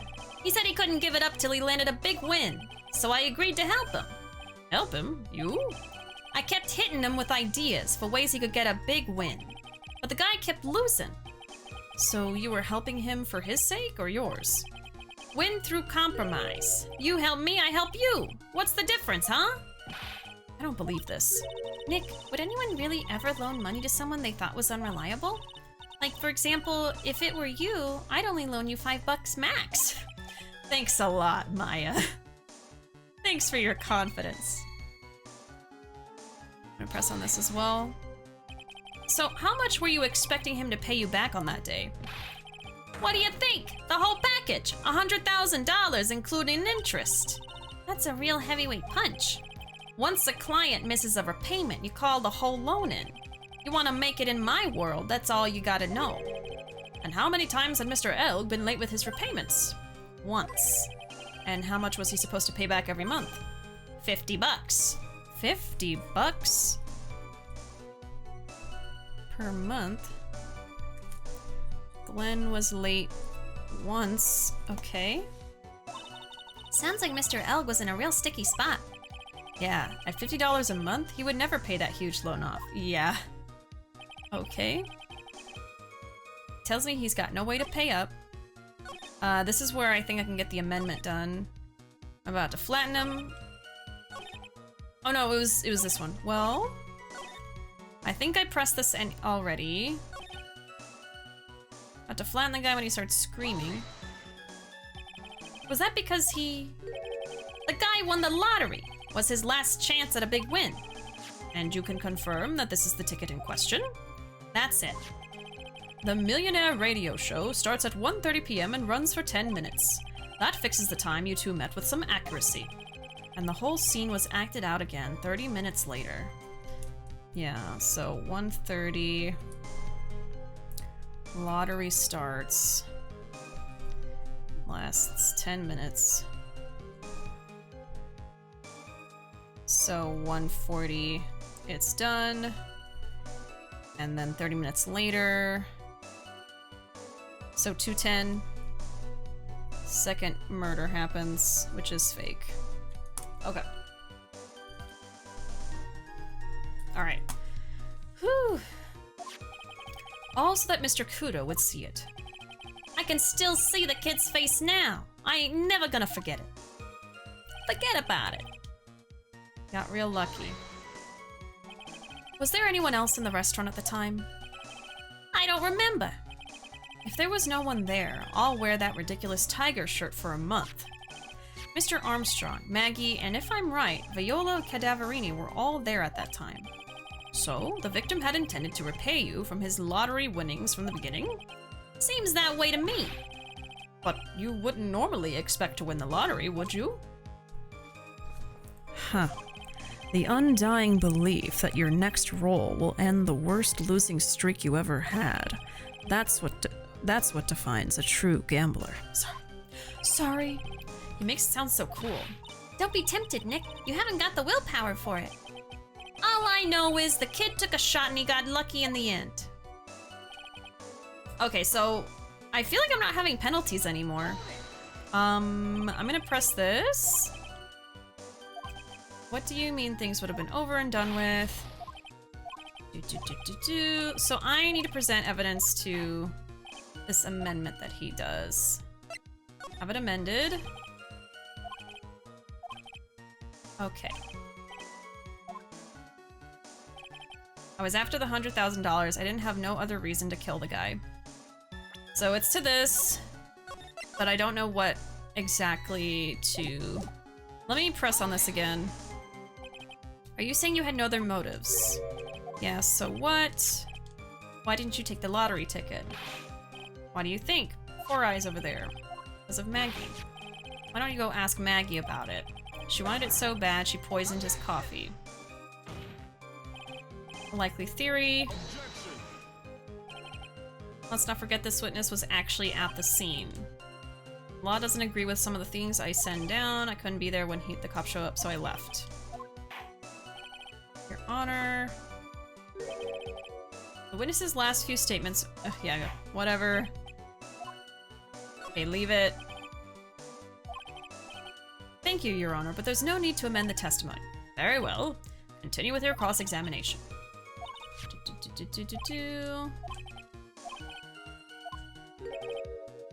Why would he have to poison Elg, and why did he loan him the money in the first place?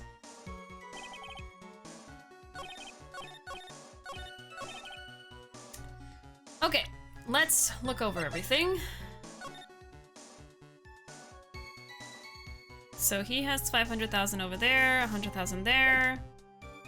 MC Bomber. I didn't have another reason to kill him.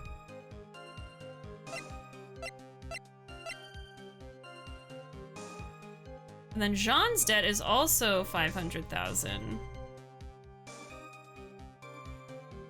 Ah, okay, it just came together. So Jean owes 500,000, and he could get 500,000 from Glenn if he took the lottery ticket, which would equal 1 million, which would be how much the medical costs were. So I guess I should just show the medical papers after all. Yeah, okay. It was the most obvious thing. I just had to be sure, I guess. My bad. It took me that long to figure that out. Okay, anyway. Let me catch up with chat first, and then we'll keep going. I've heard people say they want to summon their favorite food, but for me, I would have to have self-control, because after a while, having the same thing doesn't hit the same. I love chilaquiles, but sometimes it can be too much. Right. Like, oh, it sounds like a great thing, but then you'll get sick of it and then it's not your favorite anymore. I know that like my favorite foods tend to change every now and then. I'll go back to another one sometimes, but yeah, I would probably get tired of it eventually. Every time I get a chicken sandwich from my favorite place, I get it every once in a while because if I have too much, I'll get tired of it. Yep. When Bishi said bada bing bada boom, it immediately made me think of Pipple saying bada bing bada boom, Mr. Worldwide, as I step in a room, which then made me sit here for 4 minutes listening to DJ Goddess falling in love. That's wonderful. Yeah, that was a wonderful addition to the stream. Thank you. All right. So you just intended to get back the $100,000 Mr. Elg owed you, correct? I loaned the guy the cash, so that's my right. Unfortunately for Mr. Elg, $100,000 wasn't enough to cover it, was it? Huh? About 6 months ago, you were involved in a traffic accident, weren't you? An accident involving a car and a scooter in which a young woman was injured. She was taken to the hospital where she underwent surgery. Well, where did you get all this info? These medical papers document the treatment of the young woman in question. According to these, her operation cost $1 million. Payment for these expenses was due in December of last year and was paid in full. 1 million? A preposterous sum. Someone should sue these HMOs. Huh. No one would pay a bill like that. If the medical association got wind of it, the hospital would end up as dead as a morgue. But Mr. Tigre had no choice but to pay, because his very life depended on it. Grah! We're making progress. Oh, order! Order! You say his life depended on it, Mr. Wright? Indeed it did. Simply because the injured woman was none other than Viola Cadaverini. Did you say Cadaverini? Bruto Cadaverini, mob boss in charge of all underworld activities in the city and doting grandfather to his precious Violetta, also known as Viola Cadaverini. Your life was in danger unless you paid compensation to the boss, correct? It makes sense. You were desperate to acquire the $1 million Cadaverini demanded of you. So desperate, in fact, that you decided to sacrifice Glen Elg's life to pay your debt. Order! Order! What do you say to that witness? It's a nice little fairy tale trite. But even if the witness did need $1 million, that doesn't tie him to Mr. Elg's murder. Mr. Elg only owed him $100,000 and had no hope of repaying it anyway. Yeah, that guy wasn't worth my spit! I don't think so. In fact, the opposite is true. I'm gonna save just in case I don't know what to do. The opposite? Lending money with no hope of ever seeing repayment would normally be bad for business. But, in this case, the very fact that Glen Elg had no way to repay the money is crucial. What? Do you know where you're going with this, Nick? You've got to think outside the box, Maya. Oh, boy. Okay, Tigre wanted Glen to be unable to pay. Okay, I mean, I guess that would make him so desperate that he would try anything, including the lottery, right? Need to think outside the box. Okay, I wonder if it's gonna mean literal at some point. Is there a box in this case? Outside the box? It's very straightforward. Mr. Tigre wasn't after the $100,000 at all. Ah, he wanted the virus. Didn't the virus affect the banks? Oh, yeah. So he wanted someone desperate, and he knew that Glenn probably was a computer programmer, and maybe he knew about MC Bomber somehow, or Glenn mentioned it, and then he wanted Glenn to be so desperate that he would give up that virus that was worth so much money and give it over to him. And then Tigre was going to use that virus in order to steal money from the bank. I think that's it. It seems you have a logical conclusion for this theory, Mr. Wright. Would you care to share it with us? What exactly was Mr. Tigre after? It was the CD.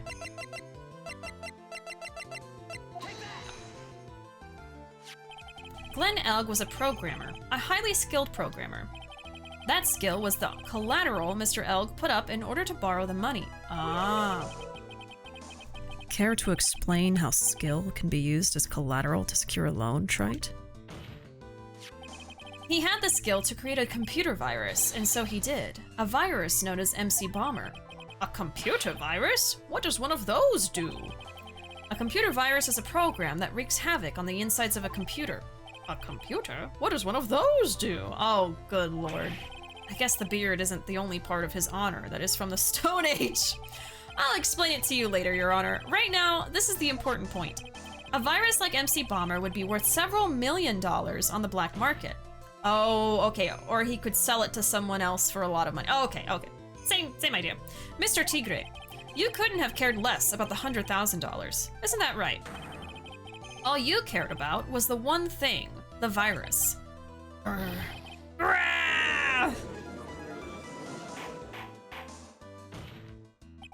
On the day of the murder, Mr. Tigre's sole intention was to get his hands on this CD. Glenn Elk had no way of paying back the $100,000, and Mr. Tigre knew it. But then a miracle happened. The kind that Mr. Tigre would prefer to say never happened, but it can't, and neither can I. The lottery win? Exactly. At the 11th hour, Mr. Elg won $500,000 on the lottery, which left Mr. Tigre with no way of getting his hands on the all-important CD. Ah, yes, so all along he didn't want anything to do with the money. He wanted the CD no matter what. So I was wondering, like, why did he have to kill him to take it? He wouldn't have given up the CD, he would have just given him the lottery money. So actually he was very unlucky. Oh, it's ironic! Oh my god. He was so lucky he won $500,000, but really he was unlucky because that's what got him killed. Damn. Okay, so Tigre only wanted CD worth millions. Lottery meant Glenn would keep CD. Tigre killed for CD. Okay. Got it! Use that brain cell. I'm trying. I feel like as a judge, you would have to know how to use a computer. Right? I feel, but the sad thing is, like, there are real examples of this in, like, politics. For instance, like, in the last few years, they've been passing laws relating to, like, internet privacy and stuff like that. And, half of these people don't know how to send an email, or that's all they know how to do. They don't really know much about technology and how the internet works and why we should have privacy and we shouldn't be monitored. Stuff like that. So, yeah, there are people in power who are passing laws and making big decisions when they don't know everything about the topic. So, yeah, and that can apply even outside of internet stuff. It can also relate to health-related things and medical things. Stuff like that. So anyway, I'm not surprised the judge doesn't know anything. Kinda makes sense.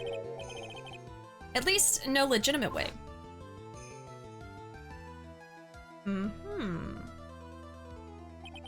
So he resorted to illegitimate means. That's wild. He murdered Glenn Elg and then made his next move, to frame Maggie Bird for the crime.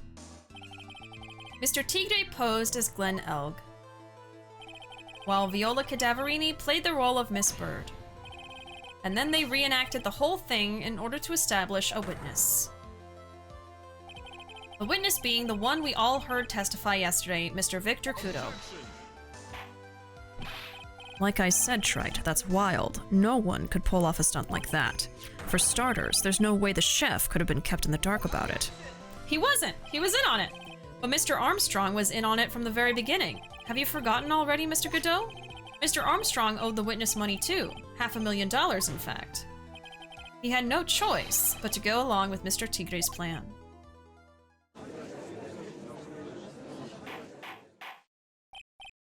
Order! Order! Silence, or I will... You put on a good show, Spiky. If you want to stay alive in the loan shark business, you gotta be careful. You're saying I dressed up like that kid, greeted a witness, and framed somebody? If I did something wild like that, I'd leave a trail as bright as my shirt. I ain't dumb enough to do something sloppy like that. I agree. You do?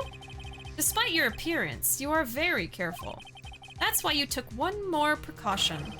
One more trick to make sure Miss Bird had no way out. Oh, planting the evidence.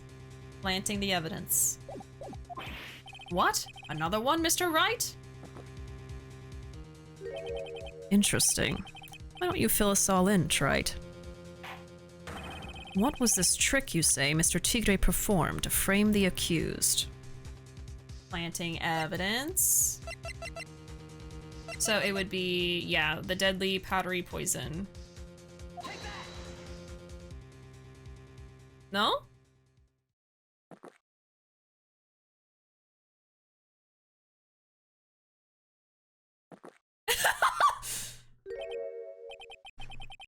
And? What's the relevance of that, Trite? What do you mean it's planted evidence? It's just a little intro. An intro into what? It seems all this has been an elaborate trick on the part of the defense. Oh my god! Are you joking? Oh my god. Okay, never mind. It wasn't the first thing I thought of. Okay. Jesus. Okay, one more trick to make sure Miss Bird had no way out. Oh my god. That was pretty funny though. Okay, interesting. Why don't you fill us in? Hey Sly, welcome. Okay, what was the trick Mr. Tigre performed to frame the accused? Maybe it needs to be a little more specific.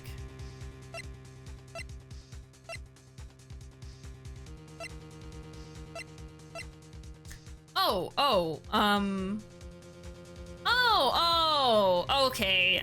Posing as Phoenix, right? Come on. That has to be it. Yes! What on earth is that? What an insult to think anyone could be fooled by such a childish imitation.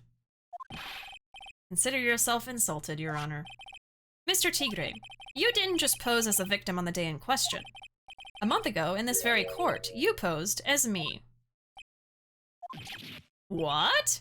That's the truth. But the witness looks nothing like you, Mr. Wright. Although, now that I think about it, it was you, wasn't it? No doubt it was you, standing in here this very court a mere month ago. The Phoenix Wright who put up the most disreputable, shabby defense I had ever seen.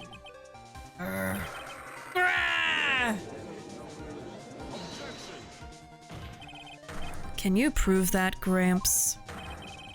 Prove the attorney who represented the accused here a month ago was this man. Are you prepared to take the stand and testify that it was him? Gulp? Hey. Forget about it, yeah? Uh-huh. I wouldn't do something like that. Not me. You made a mistake, right? It was someone else, huh? Have you no pride, sir?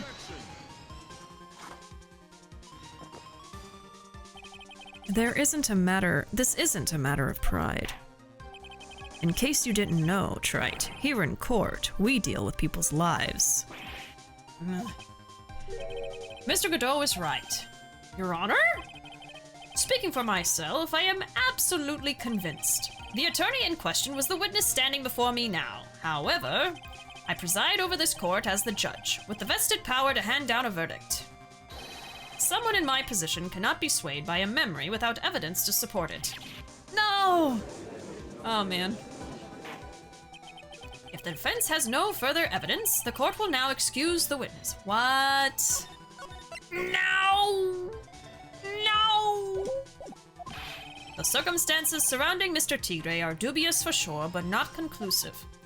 But we've come so far. You say he impersonated Glen Elg. You say he impersonated you. But none of that adds up to a murder charge. You don't have a shred of evidence that the witness poisoned the victim's coffee. I have to prove that. Okay. You don't have a shred of evidence that the witness... Oh, okay, so the person on the stand. Okay. Evidence... Oh, that's what... Oh, wait a second. I don't even need to write anything down, do I? No! I know. I know what we're gonna do. Huh. Sucks to be you, right? Don't mess with the Tigre, or you're gonna get mauled. You got that? All we managed to do here was chase him around a bit, but I was so close to getting him to admit his own guilt. Huh. Looks like I won't be needing a refill. If I just had one more piece of evidence. One more piece of evidence and maybe I could get Maggie off the hook. Aha. This witness's cross-examination is over. You are free to go, Mr. Tigre. Really? Yeah. Hold it! I knew it! Your Honor, sir. Yep.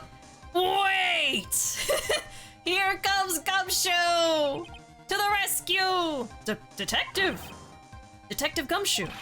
Sorry I took so long, pal. I staked everything on this. My badge, the works. So here it is. My heart's counting on this too. What is it, Detective? Isn't it obvious, pal? It's the final decisive piece of evidence. What? Gumshoe! Getting a little emotional here. Oh. January 8, 2:48 p.m. District Court Defendant Lobby Number 1. What's going on? Sorry it took so long, pal, but I finally got the results from the lab. The results? About the prints, pal, from this medicine bottle. Yep. Oh, so? Do you know who the prints belong to now? Do you think I'm some kind of hack detective? Of course I know. So, tell us. They're the Tigers, right? I knew it. Oh, it's not gonna be him. Heh, you bet. Clear as crystal, all over the bottle. Oh, it is. They're Furio Tigre's paw prints, all right. That's great. We've got them now, Nick. Something is gonna happen. What's wrong with you? You've hardly said a word since Detective Gumshoe got here. He's laid everything on the line for this, Nick. I know. Look, I'm sorry. This is kind of hard to say, but it really doesn't make any difference whose prints are on that bottle now. Oh. Huh? What? Why not? What we need to produce at this stage in the trial is irrefutable evidence that the Tigre put poison in Glen Elg's coffee. Okay. We need to have evidence that Tigre put poison in Glen's coffee. So that doesn't really prove it. It just proves that he handled probably the dead body. I mean, I still feel like that would get him something. He's already admitted that he met the victim. The fact that his prints are on this bottle, that really doesn't make any difference now. I knew it. Great. No matter how hard I try, I'm never of any use. Gumshoe, no! Hey, don't be so hard on yourself. This was our last chance to help Maggie, and I've been working on some useless piece of evidence the whole time.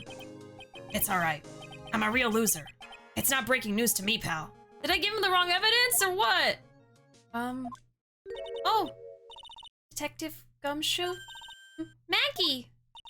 You've been working on something for me? Sorry I let you down, Maggie. I know you didn't do it. And I'm a detective. We're supposed to be able to prove stuff like that. I'm really sorry. I'll get out of your hair now.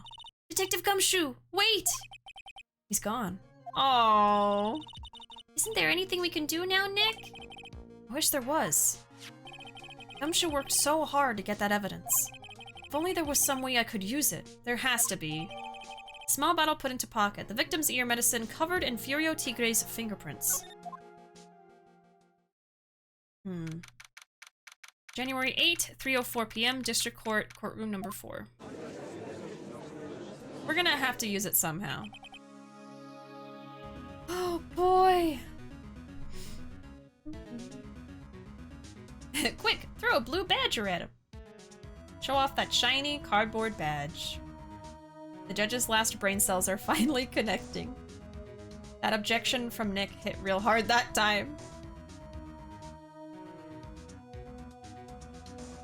Coming in clutch. What a fitting dramatic entrance for the goat. You made him sad. Shake my head, bitchy. It's not my fault! It's Phoenix's fault, okay? Has nothing to do with me. Mr. Wright. Yes, Your Honor. I granted you a recess so you could prepare this decisive evidence you've discovered. Yes. Don't keep us all in suspense, Trite. Show us. Naturally, we can assume it's evidence that will actually stand up in court, can't we? Think, Phoenix. Don't let Gumshoe's hard work go to waste. How much more of my time are you gonna waste? I ain't been to no court before. But you lawyers sure know how to blow things out of proportion. No doubt. Given the nature of the evidence, it will speak for itself. Nevertheless, you will talk us through it, Mr. Wright. Well, I know I can't prove anything new with this evidence. I'm really backed into a corner here. But maybe if he thinks he's got me beat, he'll let his guard down a bit. Okay.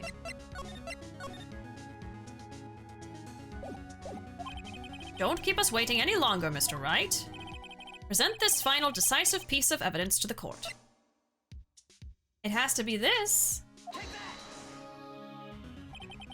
This is the defense's final piece of evidence.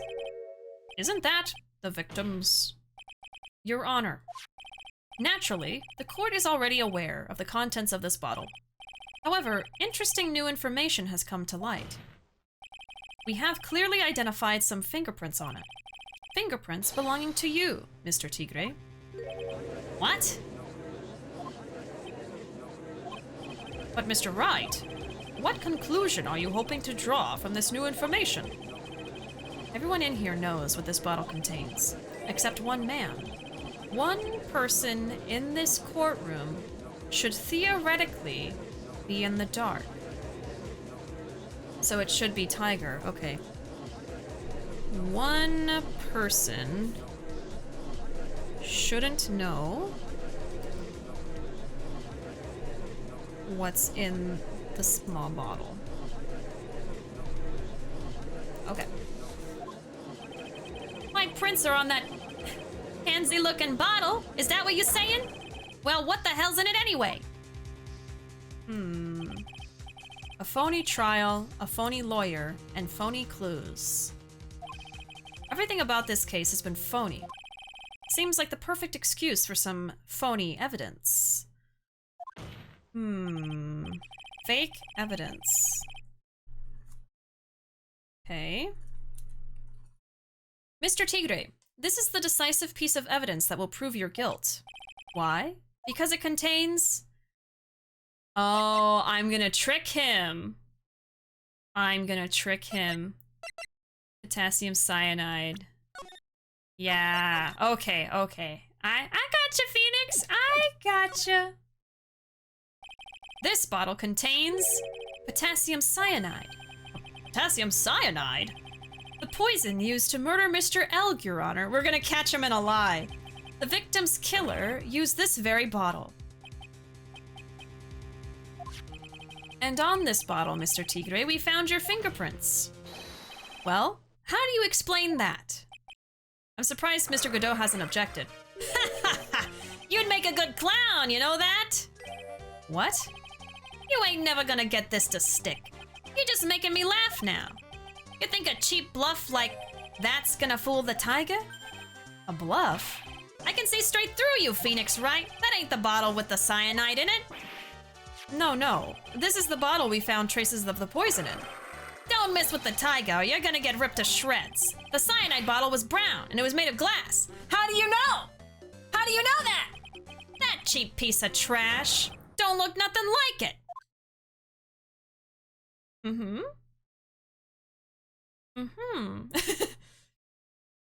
Mm-hmm.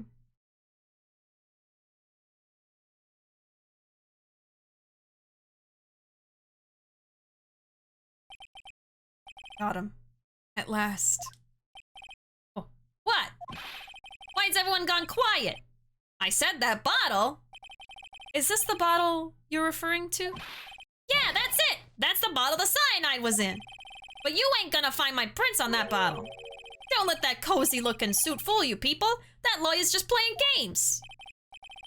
Tell him, Mr. Prosecutor. Tell that guy where to go. You still haven't figured it out? Don't you realize what you just said? What I said? What did I just say? You were summoned to this court for the first time earlier today. If you really had nothing to do with the murder, you shouldn't have known all the little details. For instance, you shouldn't have known what kind of bottle the potassium cyanide was in. But just now, you slipped up in front of every single person in this courtroom. You described the exact bottle used by the killer to hold the poison. You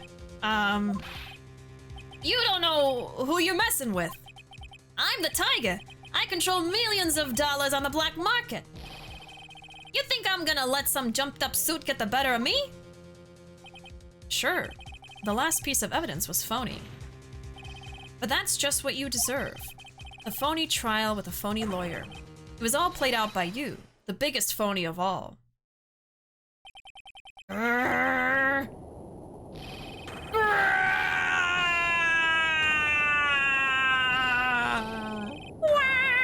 Oh my god!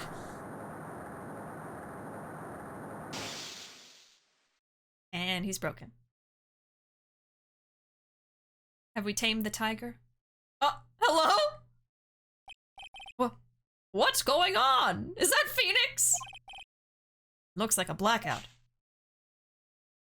Hello? Oh, there's Godot. Well done, Shrite. I saved my 17th cup of coffee just for you. Oh my god. Savor it. Are you kidding me? Oh my god. While you watch the police restrain your prey. I thought he escaped during the blackout, I'm gonna be honest. I thought it wasn't over because he escaped. Whew. Mr. Wright, you caught a tiger by his toe, but if this one hollers, he won't be let go. Now then, how are things going with Mr. Tigre, Mr. Godot? He is being arrested on suspicion of the murder of Glen Elg, Your Honor. Fortunately for us, we managed to rectify a very grave error. Miss Bird was found guilty in the absence of a genuine defense attorney. Yes, she was. And in the absence of genuine evidence. But the tiger made one mistake. Indeed. He very nearly got away with everything if it wasn't for that one slip of the tongue. Furio Tigre is a truly frightening criminal. Ha. The truly frightening one is that defense attorney over there. Godot. What's his problem? Well, I am now in a position to deliver my verdict. This court finds the defendant Maggie Bird not guilty. Whoa! Yeah! That is all. This court is adjourned. Can we give her the bento now? Is it over? Are we done? January 8, 4:10 p.m. District Court, Defendant Lobby number 1. Mr. Wright, I'm at a loss for words. Thank you, sir. Congratulations, Maggie. I was so mad when Mr. Wright landed me in all that trouble a month ago. But now I feel like I can forgive him. Hey, that wasn't me, Maggie. That was the tiger. Look, Nick, in the doorway. Detective Gumshoe. Oh, guess I'll be heading off then. See you around, pal. Wait! Detective Gumshoe. Oh yeah. Congratulations, Maggie. Thanks.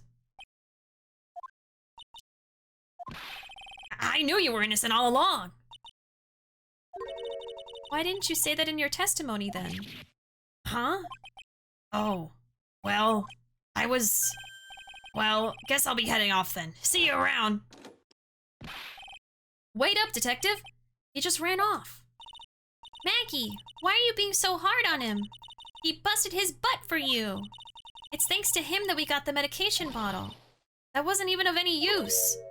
But it's only because Mr. Wright used it so cleverly. Detective Gumshoe was just running around in circles. Poor guy. Looks like she still isn't ready to forgive him. Can't you put in a good word for him, Nick? Yeah, Maya's right. I should help Gumshoe out. It's clear he needs it. I mean, I think I already know what I need to do here, but... Just in case. Maggie. You know, Detective Gumshoe's been really worried about you through all of this. I wanted to believe that, sir. But on that first day of the trial, he practically gave the judge a free pass to lock me up. He didn't have any choice, Maggie. He's a detective. He has to report the facts. He doubted me, that's why. He thought I might have done it. I've got to prove to her that Gumshoe really cares about her. Yeah. I know. I'll give her a little present to celebrate her freedom. I already know! Take that, Bento! Max Wiener! Here you are, a present to celebrate your freedom. That's a present from Detective Gumshoe made with a ton of love. He said you lost weight and he was worried about you. Detective Gumshoe. I actually really like weenies, you know? You do, huh? Oh, you do! Oh, somebody's hungry. Did you guys hear that? I'm pretty hungry myself, you know. Yeah, the trial dragged on a bit today, didn't it? Is it okay if I eat this now? No shame in it. No shame in liking some weenies. That's okay. Love yourself. So, how is it, Maggie? Oh, she's crying. It's really good. Oh. It's made with love. That's the secret ingredient. And the weenies. So the case of phony versus genuine comes to an end. The false allegations surrounding Maggie have all been cleared up. Aw, they ate every single piece. And who knows, maybe a whole new chapter of her life is about to start.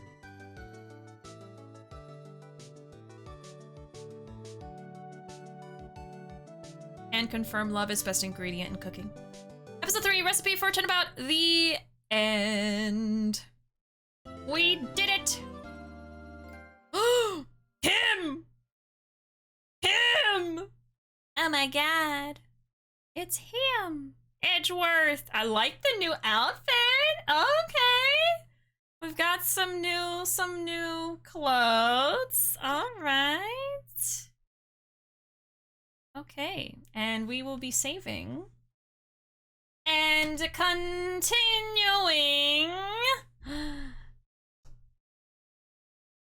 next time. Next time. Gotta leave it on a cliffhanger. Uh-oh. Uh-oh. I am going to leave it for next time. I know we're ending a little bit early, but I really feel like I am going to need to start fresh with this case next time. Either way, I hope I see y'all tomorrow at 8:30 p.m. Central Time for some Stray. I'm really excited to play that. I have it with PS Plus, so that just kind of works out great. And we'll get Bugsnax too next time, or next week, I should say. But yeah, this is going to be the end of the stream now. I appreciate y'all hanging out while I was kind of just ranting about my schedule stuff. So, and thank you for being here. Thank you for lurking if you're lurking. And thank you all so much for your support as always. And I look forward to hanging out with y'all for the rest of the week and for all the future streams. And yeah. And yeah, there's my social media. I'm most active on Twitter. We also have a Discord open to anyone, and that'll be the best place to know what's going on with the schedule, what games I'm playing. Anytime, I always put the schedule in there first, and there are the raid messages if you want to join us. But either way, I hope you'll have a wonderful time and a wonderful night, and I will hopefully see y'all tomorrow for some Stray. Yeah, have a great night. Bye-bye!